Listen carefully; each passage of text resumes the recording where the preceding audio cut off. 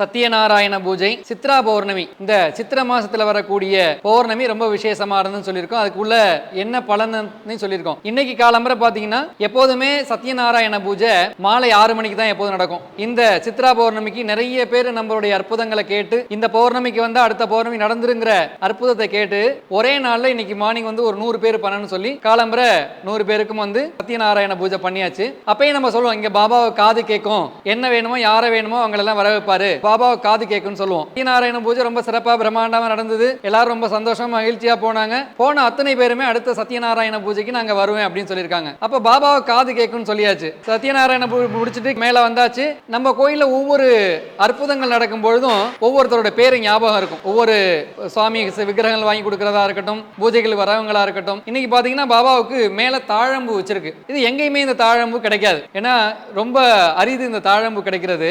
அப்ப நான் சொல்றேன் அவர்கிட்ட, எங்க இந்த பாபா கிட்ட வந்து ஒவ்வொரு விஷயங்களோட பண்ணும்போது ஒரு பேர் ஞாபகம் இருக்கும். நீங்க வந்து இங்க இன்னைக்கு வந்து தாழம்பு கொண்டு வந்திருக்கீங்க, உங்களுடைய பேர் என்ன அப்படின்னு கேட்கிறேன்.